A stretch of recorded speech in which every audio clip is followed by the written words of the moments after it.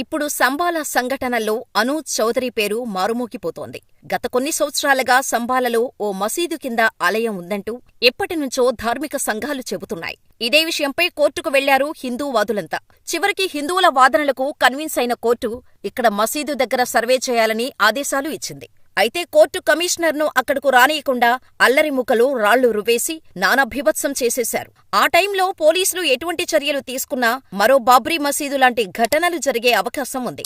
దీంతో వెళ్లిన అధికారులను వెనక్కి రప్పించేసింది గవర్నమెంట్. దీంతో అధికారులు పారిపోయారంటూ మసీదుకు సంబంధించిన అల్లరిమూకలు సంబరాలు చేసుకున్నాయి. కానీ సింహం ఒక అడుగు వెనక్కి వేస్తే 4 అడుగులు ముందుకు దూకుతుంది అన్న సంగతి గురించి ఆలోచించలేదు. ఉత్తరప్రదేశ్ సీఎం యోగి ఆదిత్యనాథ్కు పోలీసు సింగం అనూజ్ చౌదరి అంటే చాలా నమ్మకం. అందుకు తనను పిలిపించారు. ఎటువంటి అల్లర్లు చెలరేగకూడదు, ఒక్క రక్తం బొట్టు కూడా రాలకూడదు, కానీ మసీదు కింద ఉన్న శివాలయం మాత్రం బయటకు వచ్చేలా చేయాలి అని చెప్పారు. అంతే, ఒక ప్లాన్ చెప్పారు అనూజ్.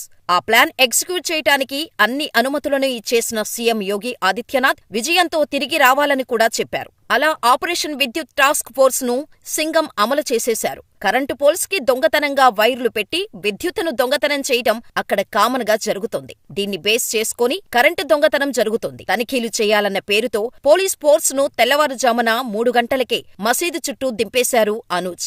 అసలకే యూపీ, అందున డిసెంబర్ నెల, దట్టంగా మంచు కురుస్తోంది. చలిదెబ్బకు ఎవరూ బయటకు వచ్చే పరిస్థితి లేదు. ఇక విద్యుత్ టాస్క్ ఫోర్స్ అధికారులలాగా గెటప్ వేసిన పోలీసులు చుట్టుపక్కల ప్రాంతాలన్నీ జల్లెడ పట్టేశారు. చలికాలంలో తెల్లవారుజామున సమయం కావటంతో అల్లరిమూకలు తేరుకునేసరికి మొత్తం ఏరియా పోలీసుల కంట్రోల్లోకి వచ్చేసింది. అనూజ్ చౌదరి వేసిన స్కెచ్ పర్ఫెక్ట్ గా వర్కౌట్ అయింది. సంబాలలోని బాబ్రీ మసీదు దగ్గర అనూజ్ చౌదరి టీం టార్గెట్ చేసుకున్నారు. అక్కడ భూమిలో దాగి ఉన్న శివాలయాన్ని నిశ్శబ్దంగా బయటకు వెలికితీశారు. అక్కడ ఉన్న శివలింగం, నందీశ్వరుడి విగ్రహాలను ప్రజలకు అందుబాటులోకి తీసుకొని వచ్చారు. ఒక్క ప్రాణనష్టం లేకుండా ఇంతటి కఠినమైన ఆపరేషన్ను పూర్తి చేయటం మామూలు విషయం కాదు. దీంతో ఒక్కసారిగా అనూజ్ చౌదరి పేరు మారుమోగిపోయింది. అనూజ్ చౌదరి వ్యక్తిగతంగా హనుమంతుడికి గొప్ప భక్తుడు. మసీదు దగ్గర హనుమంతుడి గుడిని ఏళ్ల తరబడి భూస్థాపితం చేసి ఉంచారు అని తెలుసుకున్నాక తల్లడిల్లిపోయారు. పోలీస్ ఫోర్సు సహాయంతో తెల్లవారుజామున దట్టమైన చలిలో విపరీతంగా గాలింపు చేపట్టారు. చివరికి హనుమంతుడి గుడి కనిపించగానే ఆయనలోని భక్తి పొంగిపోయింది.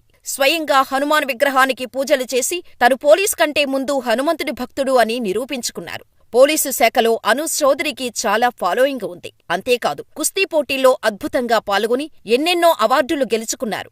ఉత్తరప్రదేశ్లోని ముజఫర్ నగర్లోని బహేడి అనే చిన్న గ్రామానికి చెందిన అనూజ్ చౌదరి 2002-2010లో జరిగిన నేషనల్ స్పోర్ట్స్లో 2 రజత పతకాలు సాధించారు. అలాగే ఆసియా ఛాంపియన్షిప్లో 2 కాంస్య పతకాలను తీసుకొచ్చాడు అనూజ్.